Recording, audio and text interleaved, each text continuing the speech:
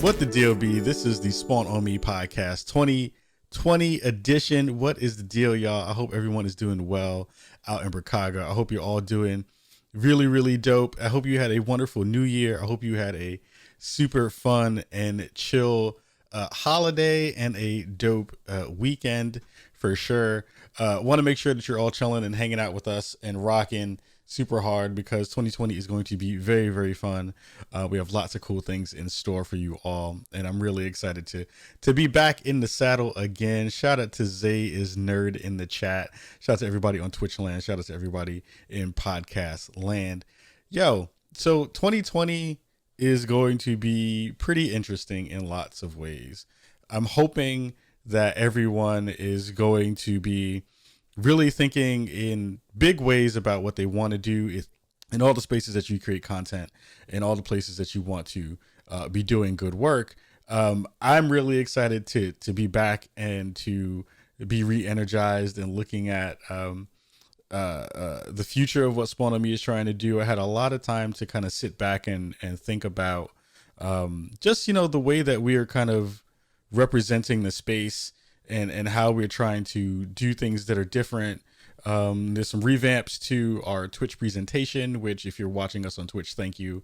And really excited to showcase all of those things. If you saw us on social media, you saw some of the, you got a quick blurb of some of the stuff that we were doing, a quick sample of some of the things that we're bringing to you in terms of revamping, the presentation side of what we want to do, and also how it's going to change the format of what we do here on Twitch and in the podcast itself. So one of the things that I've been thinking about a lot has been about growth, right? Growth is a huge thing for any content creator, especially ones who have been doing this for a very long time. We're coming up on year 6 of this project of Spawn on Me being a thing, and it's daunting to think about just how much you have to do to keep up and how you want to kind of continue to grow everything that you're doing. And some themes kind of came up in my mind about how I want those things to kind of manifest themselves in the show. And honestly, one of those things is growth. One of those things is prosperity. One of those things is reconnection with the community in a good way, making sure that we're paying attention to not only the wants of what I'm hoping to bring to the table, but also asks of the community themselves and how we want to grow Chicago in a real way. I feel like I had a great conversation with a young cat over the break. And he asked me some good questions about what I thought we needed to do to grow, what I thought we needed to do in terms of making the space better. And I came back a little bit frustrated, not by the questions themselves, but by where I think we are and where I hope for us to be in this next year. And I think about, we as a now one person team, still fundamentally looking to change the space in a real way in terms of spotlighting people of color and showcasing our prism and the way that we think about what we want to do in this space and how we view games and how we, how our cultures kind of push gaming forward in a real way, how all those things really kind of make themselves real within our show every week, and then kind of broaden that out into, what we think about for the rest of the year. And I want to get back to our roots in a little bit of a way. I never felt like we moved away from any of those things in a significant way, but this is the year of kind of doubling down on some of that stuff. So doubling down on effort, doubling down on reconnection to the community, doubling down on trying to get some of the biggest names on the planet on our show in real ways. And I think back about last year and in the previous years, and I'm like, for a PLC centered hosted podcast that is doing stuff in video games, we have brought some of the biggest names in the industry to all of you at home and all of you at Twitch. And I feel like we haven't gotten our due. And I want to figure out ways that we can do that work so we can even get better and bigger and represent all of the hard work and hours that have gone into the project and all the support that you've all given us, both through your time, effort, energy, and money, to make sure that we're doing dope things in 2020 in a real way. And I want all of you at home to be a huge part of what that is going forward. So that will be more in terms of, we have our newsletter that goes out every couple of weeks. That'll be restarting this week coming up. We have our secondary show, Some More Thoughts, that are going to be broadening out some conversations that may not just necessarily just be about gaming, for our Patreon folks. And then a couple days later, it goes out to everybody else on the main feed. And again, like, there are some things that are already kind of lined up for early 2020 that will hopefully continue to build what we want to do in fundamental ways, and also in, again, like, trying to build out what we want all those things to be. So we're in this ride together.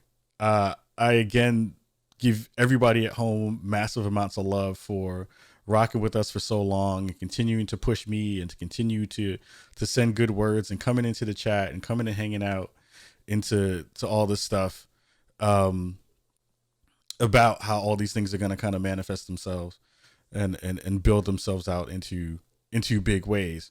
So with that said, I think that everything is moving in fantastic directions. I'm really hopeful for 2020. I'm really hoping to collaborate with more folks and help to kind of build out what we want to do in a real way. And before we get too much further into the weeds, let's get into the news and talk about what's on the 411.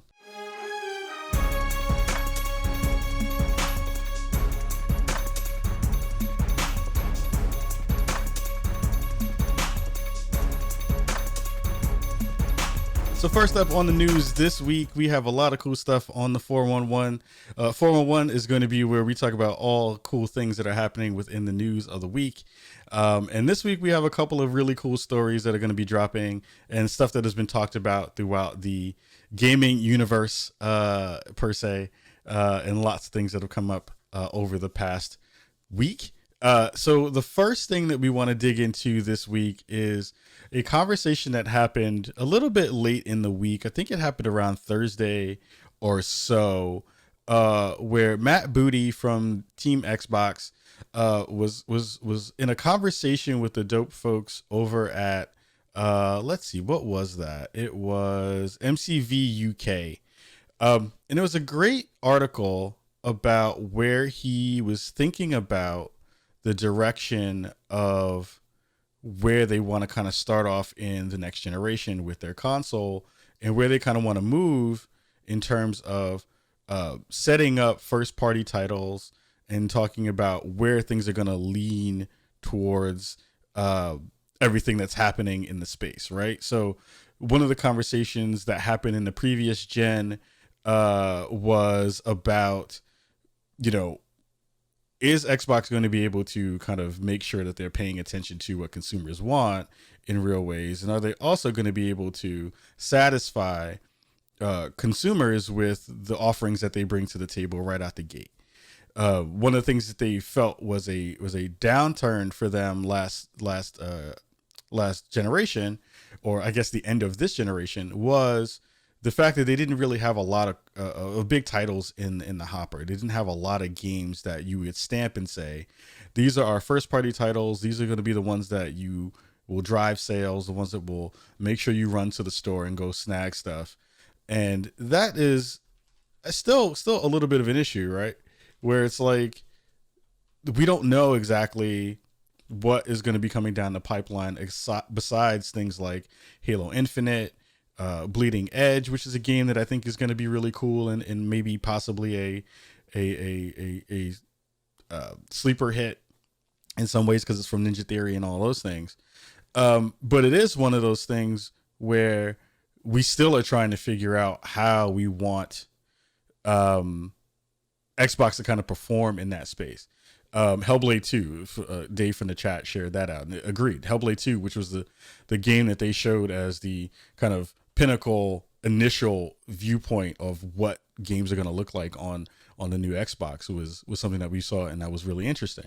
So Matt Booty goes into the conversation, and the blurb that got the most kind of, I guess traction during that conversation was one where he basically talked about the Xbox not necessarily having first party titles right at launch that are going to be dropping with the console. And everyone lost their minds when that piece came out because everyone freaked out. Everyone talked a whole bunch of stuff and said, yo, there's no exclusives for Xbox coming out for the Xbox Series X. What's going to happen? This console's dead. No one cares about it now because there's no initial first title that's going to be the one that dropped there, which is not true anyway, because they've always talked about the conversation being one in which Halo was probably going to be dropping either at launch or fairly close to launch. So that wasn't a true statement from the internet, as we've always seen. The internet always has their thing. But the direct quote was, as our content comes out over the next year or 2 years, all of our games, sort of like PC, will play up and down that family of devices. Booty explains, we want to make sure that if someone invests in an Xbox between now and Series X, that they feel that they've made a good investment and that we're committed to them with content. So, Matt Booty, that's a reasonable statement, right? I feel like if we're talking about where they want to position themselves right now in terms of how they want to look forward, they're already laid a really good foundation for how we all are going to ingest and consume the content that comes out of the Xbox ecosystem. And I say ecosystem specifically because that's what they're doing in terms of laying the foundation for what they are wanting to do going forward. It's not just about Xbox Series X. It's not just about xCloud. It's not just about Game Pass. It's about all those things in conjunction and how they all want to work together in a real way, so that when you are buying a game, you're looking at that as a purchase into the ecosystem. And that ecosystem purchase gives you more flexibility to kind of move around the space, buy things here and experience them over there, move from one console or one application or one platform to another, and do that work in a way that feels good and feels smart and is interesting. I am on Team Booty with this one. Team Booty makes a lot of sense right now, and I'm hashtagging that right now as Team Booty. You heard it here first on Spawn on Me, that Team Booty is a thing, and I just hashtagged it. I don't care. Get out of your dirty minds. I don't care, but it's dope. But Team Booty is making a smart decision here. If you look at it in terms of where they have been, where they're trying to go, and then what's supposed to happen with all the games going forward. Some other tidbits that I really liked and appreciated from that article was how Matt Booty was talking about how he wants to spread the love across the studios that Microsoft has acquired. And I felt that was a really important point. When you go into the conversation about where you want things to land, one of the conversations that you always see when kind of studios kind of either conglomerate or they have been acquired or that they've kind of been attached to a larger company. You know, we saw Double Fine get brought into the Xbox fold or the Microsoft fold over at E3 last year. And we see, you know, sometimes when that happens, you lose a little bit of yourself in the ethos of your studio because you have to then kind of maneuver within the Borg, as they say, of the bigger company. You have to kind of adapt to what they want you to do as opposed to kind of keeping the things that you like and maintaining that kind of that energy and stuff right there. I always find that really interesting because it happens so often. And it was great to see Matt Booty talk about how he didn't want that to be a part of what they do. I felt like that was really interesting. He says in the article, he says, we have this amazing collection of 15 studio leaders. And if we're always acquiring new things, there will always be somebody who's the new person. You always have the you always have the older studios and the newer studios. And what you don't get in that situation is them treating each other as peers and sharing information or expertise. I I like the fact that he talked about that. I feel like that is a thing that people who are paying attention to game development and paying attention to how the soup gets made can appreciate that as an understandable fact that this is what they're trying to do going forward for not only the studios that were initially brought in, the Ninja Theories and the Obsidians like that, uh, but other studios that they may be looking to bring into the fold later, or in the future, to say like, here's cool stuff that, you know, you'll be able to, of course, pull on the wealth of knowledge from other folks, from other teams, but also we want to make sure that you are good in the space that you have, and we want to foster that in a real way. So for all the hubbub that came about on the internet over the past couple of days about Xbox has no exclusives, and I'm not gonna buy a new Xbox now because of what Matt Booty said, and because of all these things that are in the space, it feels again like the internet doing what the internet does, which is silly and unreasonable. But it also speaks to just how smartly I believe and think that Xbox is kind of maneuvering, with Sony still not really giving us any tidbits on where they want to kind of go yet, in terms of anything besides the logo that got shared out on the PS5. So, Team Booty, I rock with you. I think that's dope. I think that makes a lot of sense in terms of what we want to see happen, in the initial kind of phase. And I think, again, like the idea of cross-gen being a bad thing, I think Sony's going to do this too. Like, damn sure that The Last of Us 2 is not just going to be a PS5 exclusive. They're going to have a PS4 version that's going to link across to PS5 in some way. They'll have whatever their enhanced version is. And so will Microsoft when it comes to some of the titles that will be on their platform. So the idea that cross-gen is a bad thing doesn't make sense. And it also just makes a lot of sense for them from a monetary, from a money standpoint, and from their Game Pass standpoint, to give you all the access for what you could possibly use, in a real way. So kudos to them. Kudos to Team Booty. We want to get Matt on the show at some point, because I think that this conversation is one that's very interesting and smart.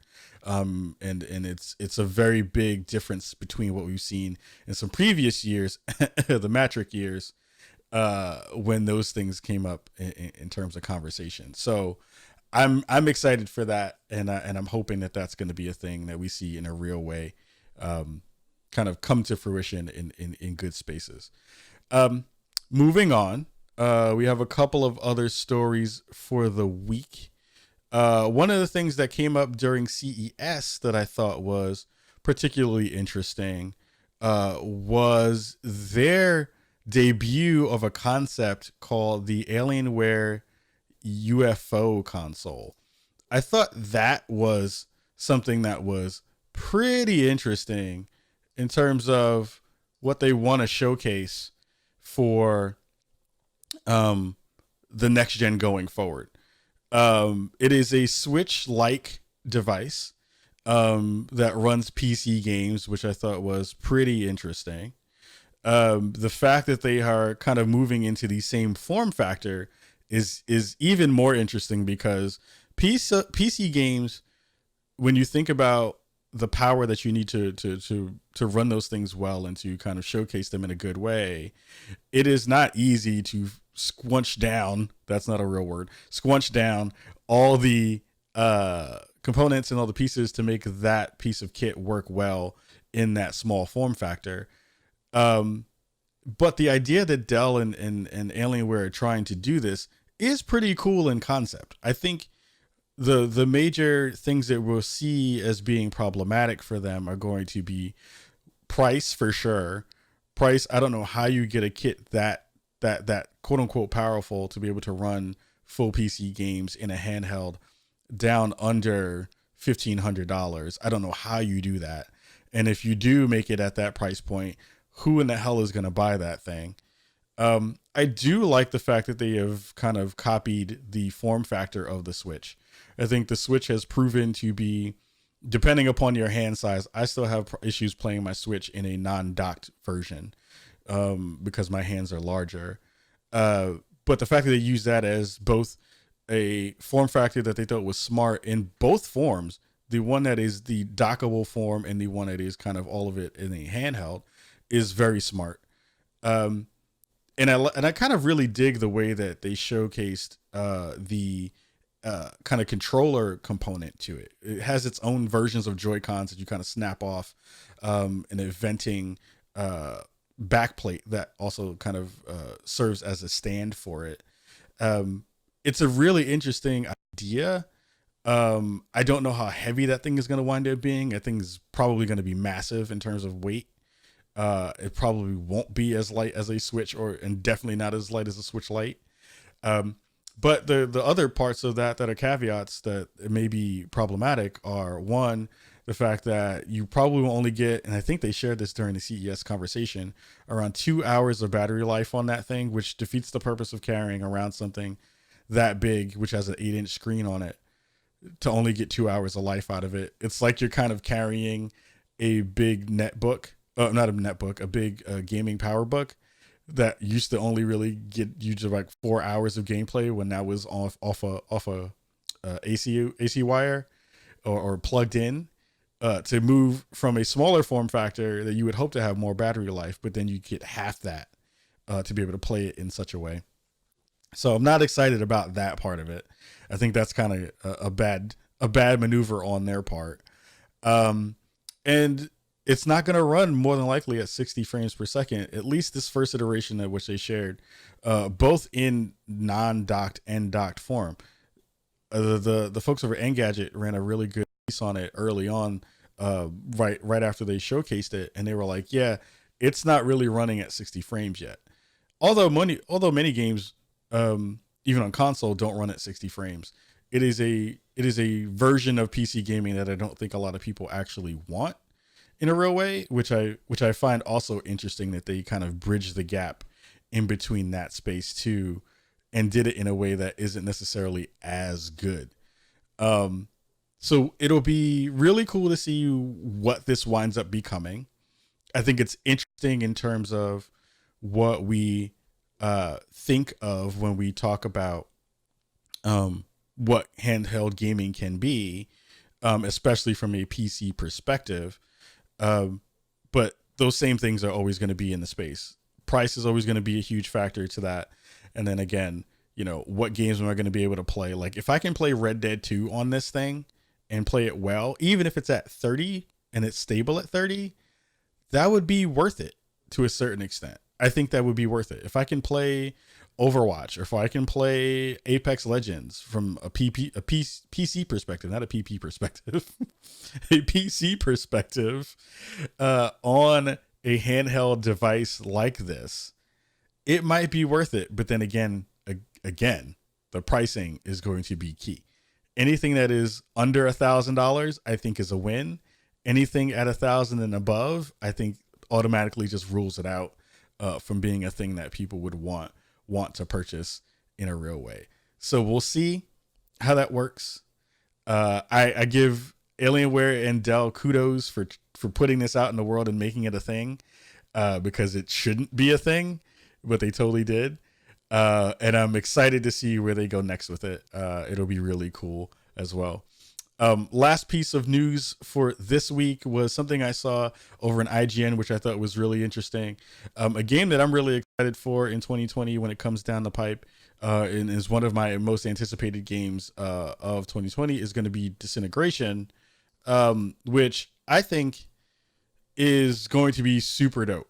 I got a chance to play it at E3, I believe, this past year. It was PAX, actually. It was PAX. And it is this really fun hybrid of MOBA style gameplay and a shooter and a tactical game all in one, where you're basically in this hover ship, and you have folks who are your ground troops, and you're ordering them to kind of take positions and finish off fights and attack other units and enemies. So it has this RTS feel, but it also feels like a top-down shooter, but also feels like a MOBA. And IGN, who is doing a month-long look at Disintegration from the folks over at V1 Interactive. If you did not check out our interview with the folks over there from PAX. Check out our YouTube channel; it's over there. But I'm really excited for it. And they're doing more information or sharing more information about the game that drops or that will be dropping at the end of the year or towards the end of the year, from what I remember. So really excited about what that's going to look like. If you have not checked it out, make sure that you do. And when Disintegration drops and blows up, know that we were the first couple of people who to tell you about it. So we get kudos and props for that stuff early on in the year. So we're going to take a quick break. Make sure you're chilling here in Twitch land. Make sure you're chilling in podcast land. Take a quick break and we'll be right back after this.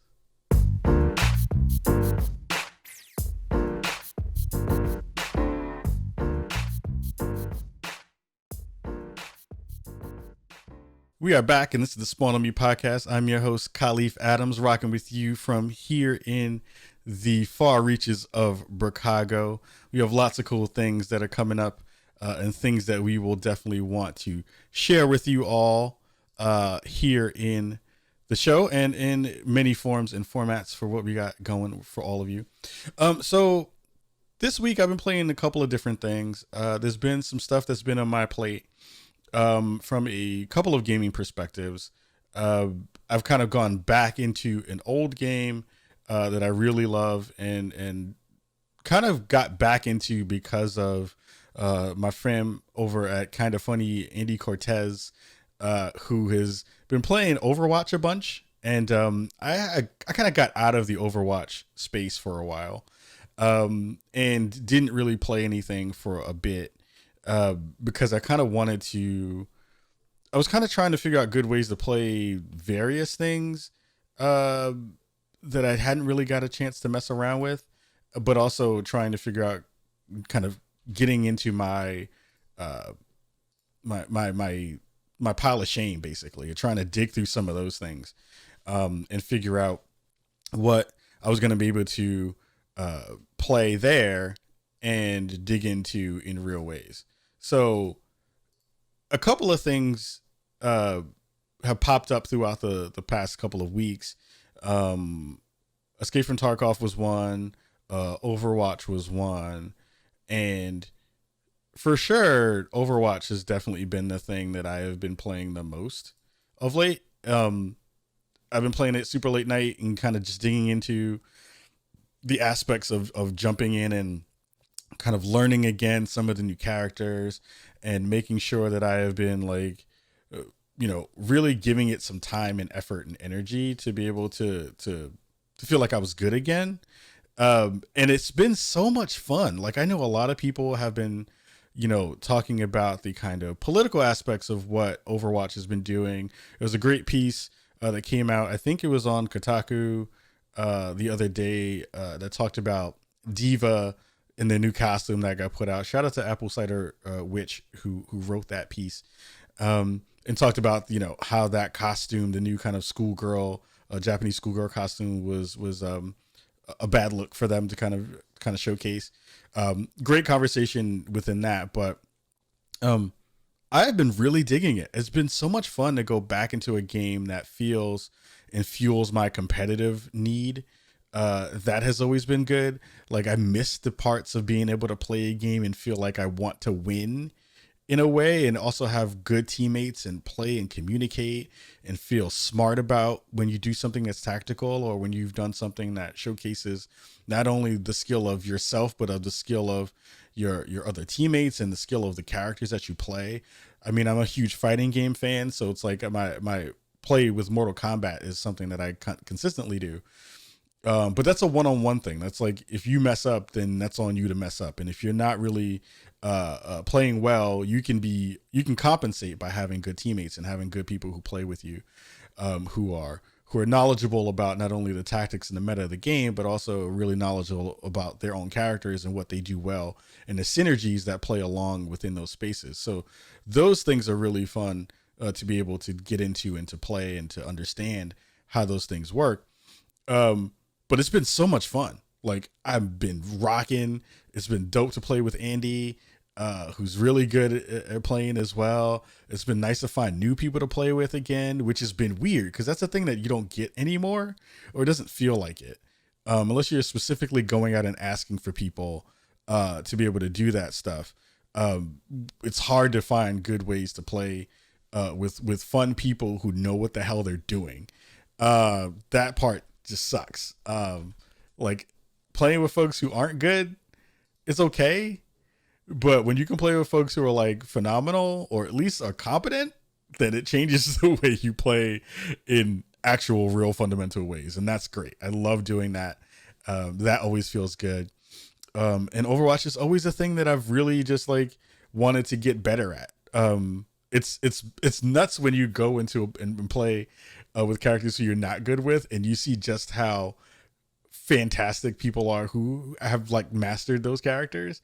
I remember playing somebody who was rocking with a Hanzo, and they were just like murking people. They were just killing people left and right with arrows, and especially because now there's crossplay, you can absolutely tell when you are playing with people on console versus when you're playing with people who are playing just on PC. Somebody last night did some bugged out flick shot and just murdered like 5 people. And it was one of those things where we were just like, oh, okay, I just got to give it up to God or give it up to whatever you believe it, and just be like, yeah, I got to take that L and put that L on my forehead and just keep it moving because they're just too good. Um, but also gives me the ability to think about playing more on PC. So one of the things that I've been trying to do of late is learn how to play on mouse and keyboard. I was raised on a controller. I've always had a controller. I really didn't get into PC gaming much later in my life because I just didn't have money to buy a PC. And it wasn't on top of my list of things that I felt were really important for me to enjoy the games that I play. But now I'm learning really slowly and really badly how to try to play on mouse and keyboard. And it is a struggle. It is a struggle and a half to be able to learn how to play on mouse and keyboard because I'm just not good at it. And it sucks not being good at a thing. Not being good is not fun. It is not a thing that I enjoy. I don't like it. I wish it was the thing. But it's one of those things that you have to learn how to do, especially if you're trying to learn how to play a game in a real way. And the game that I've been learning on is Escape from Tarkov. So Escape from Tarkov is a unforgiving game. If you're familiar with any of the conversations around it of late, you probably have heard mostly about how they talked about how they can't put women in the game because they can't animate them and do all this other stuff, which is so unreasonable and stupid and makes no sense because we've seen so many games do it. And they came out of the gate in a great conversation sparked because of a piece that was shared from Patrick Klepek earlier or later or past this week, or in the previous week, I should say, where he kind of delved into basically that they shouldn't have said anything. They just kind of kept it moving and not pulled more attention to themselves. That aside, that stupidity aside, we've seen a huge growth of the game because of streamers who have big audiences like Dr. Lupo and Grims and a couple other folks like play this game in a consistent basis and kind of have bubbled it up in a real way to the top of the Twitch directory, which has been interesting. It's been something that, games like this that are kind of survival hoarder games, because this is a hoarder game more than anything else. Like, yes, there are skills to it. There are lots of tactics that go along with it. And those tactics that go along with the gameplay, of you scavenging and kind of going in and knowing the maps and understanding where things will spawn, like all those things are super intriguing. Like the 1-to-1 realism version of the game where you're like, you can look down the barrel of the receiver in your gun and see like, okay, I have a couple bullets left in it. Or if I dump a whole clip of ammo into a person, I need to go get that clip back off the ground so I can put it back into my inventory so I can fill it back up with bullets later on when I leave the map if I've survived it. That roguelike parts of the game where basically if you die, you lose all your stuff, except for if you put them in specific parts on your body. Like those things are really interesting. survival mechanics of, you got shot in the leg and now you have to maintain that leg until you get to an escape point. All those things are really dope and really difficult if you don't know how to use a mouse and keyboard to manage all those things. So I'm doing this on hard mode for sure. And I don't know if I'm enjoying it because of my lack of ability, or if it's just because that game is so demanding in what it asks of the player to be able to do in real ways. I'm thinking about and trying to figure out other games that I should be playing to learn mouse and keyboard. So anybody in Chicago, please let me know what you think about that. What games you learned to play mouse and keyboard. Now, mind you, when I learned how to type back in the 40s, no, I'm just playing. Back when I was a super young person, I learned through playing video games that were very simple and they weren't even games. They were basically teaching you how to type. But I want to learn how to play on mouse and keyboard, and I would love to be able to have some games that aren't amazingly frustrating to learn. But it would be really cool to feel like I'm not an idiot while I'm doing some of that stuff. So if there are games that you can think of that play into that, please let me know. I think it would be really dope.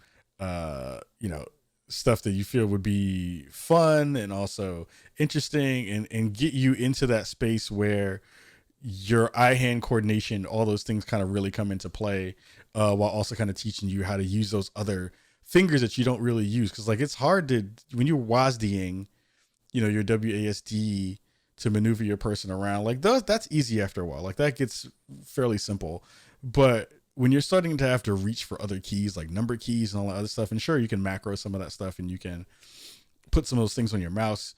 It's all daunting in a way that is not necessarily fun. But it is the barrier to entry to getting into playing in a keyboard and mouse in a real way. So I'm excited for that prospect. I'm trying to figure it out, and it's difficult as hell to be able to get there. But that's what I'm hoping for in the next year or so, to be able to do some of that stuff. We had a really dope question from the Cinephile guy in the chat this week, and he says, "What are some of my most anticipated games in 2020?" I'm looking forward to lots of different things. I'm looking forward to, of course, Cyberpunk 2077 is high on my list. Watchdog Legions, which is supposed to be coming out this year, I'm really excited for. What else is dropping? Dreams coming out of quote unquote beta. I'm going to be talking about something in reference to Dreams on Some More Thoughts this week. Because if you've seen the conversation around, or the making of their English breakfast, there's a part of that conversation I want to talk about over there as well. But there's a lot of stuff coming out, like DLC stuff for MLK 11. That's funny. For MK11, stuff like that that's supposed to be dropping is going to be really dope. There are lots of things that are coming out that I'm very, very much excited for. It's interesting when you kind of start the year to kind of go over the list of things that you want to kind of play. It always runs into each other like throughout the year. Like Tunic is a game that's supposed to be coming out soon. I want that game a whole bunch. Like that game is going to be fire whenever it drops. I want to see what games are just going to look like on next gen consoles. Like if Halo is dropping, like they say, Halo Infinite is dropping, like they say, in conjunction with the launch of the system, like hell yeah, I'm jumping into Halo again. Like that game is going to be fire. And it's going to be really dope. So there's a lot of stuff that's going to be kind of coming into the space that I'm hyped for. It's just a matter of like if it drops and when it drops and how cool is it going to wind up being when it does drop. So there's a lot of things kind of in the pipeline and then coming down the space in a real way that I'm hoping are going to be very, very cool when they do drop. Levester says in the chat as well, says, what about highlighting a dev and smaller games a month? She Dreams Elsewhere comes to mind. I'm definitely going to be talking to the cats who are making She Dreams Elsewhere this year. I have a huge list of guests that I want for 2020, and they are definitely on it. One of the things that we're going to be doing, and I'm happy that you said this, Levster, in terms of spotlighting either a dev or a thing that's happening within a month, we're going to be doing that in our newest segment that we have on Swonomi. That's going to be called Who's Invited and Who's Not Invited to the Cookout.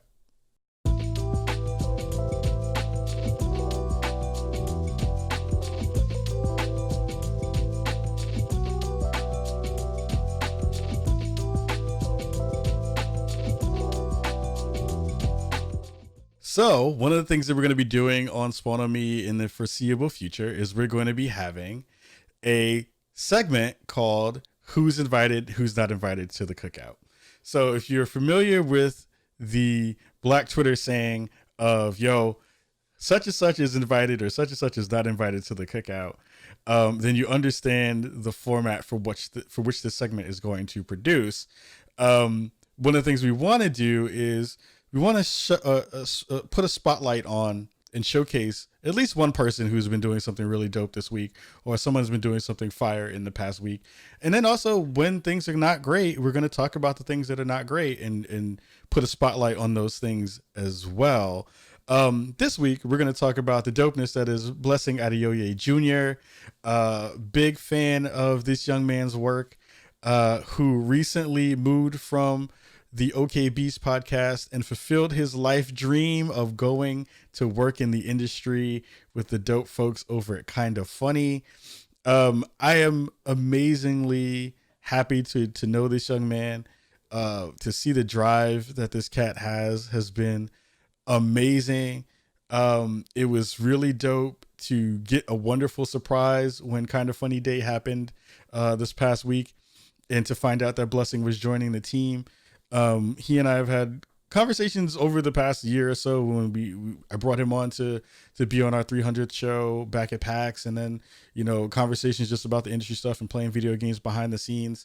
But it's been so dope to be able to see somebody like him kind of figure out and maneuver, and to at such a young age push for some of the things that he's gotten to push for, see those things grow, like growing OK Beast into a formidable monster podcast and monster bunch of shows has been fantastic.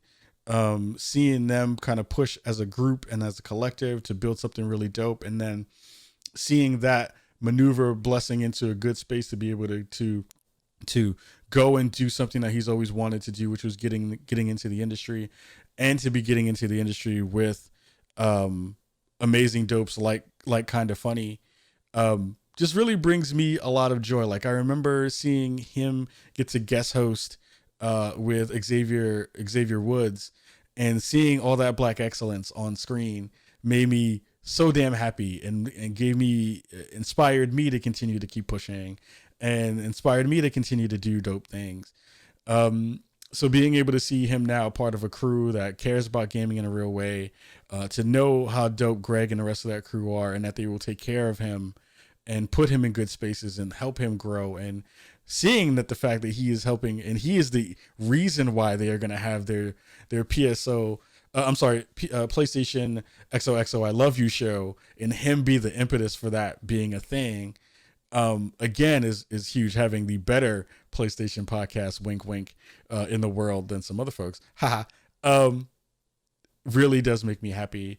And we wanted to take a minute to give Bless some love, just to send him on his way into the stratosphere with the dope folks at Kinda Funny, and want to give him just all the love in the world for making his dreams into reality, and figuring out good ways to be able to do that work.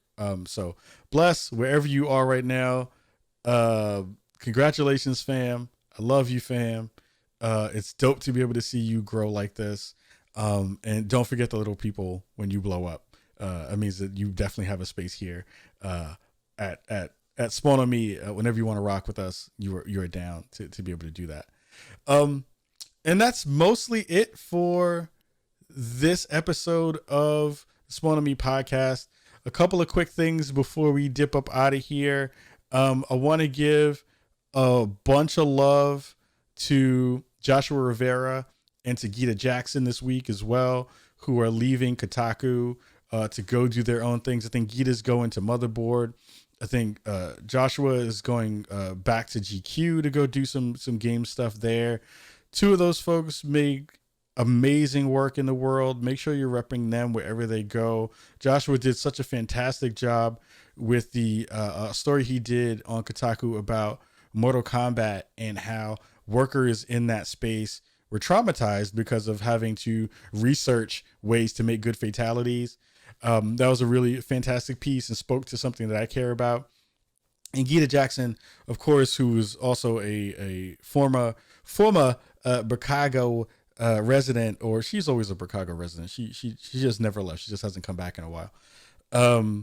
Who continued to grow leaps and bounds throughout her work, throughout the time she's been at Kotaku, and really put a fantastic spotlight on the No Man's Sky community during the time that she was there at Kotaku, and really made me happy about being a part of that community and loving the stuff that was there for that space. So massive love to Gita and Joshua. Bon voyage to both of you, making dope work in the world. And we're going to dip up out of here for this episode of Spawn on Me. Again, make sure you're hitting us up on all our social channels.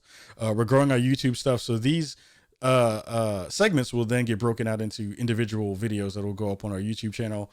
That's the plan from this part going forward. Make sure you're checking us out on Patreon, patreon.com/spawnonme, so you can get first access to Some More Thoughts, which is our addendum show that goes along with Spawn on Me proper, where you hear me get to talk about things you might have missed during the week and some other stuff and topics that go along with our show. And again, make sure you're following us on Instagram at Spawn on Me Podcast there, at Spawn on Me on Twitter, me at Kajakins on Twitter as well. And youtube.com/Spawn on Me for our YouTube content. Thank you so much for coming back. I hope you are enjoying the new stuff that we have here on Twitch. I hope that you're digging all this stuff. Please let us know. Shoot us feedback as well on our webpage, where you can also sign up for our newsletter there, and tell us how we're doing and tell me how I can make the show better for you in 2020. Massive amounts of love to you all. And until then, we say peace.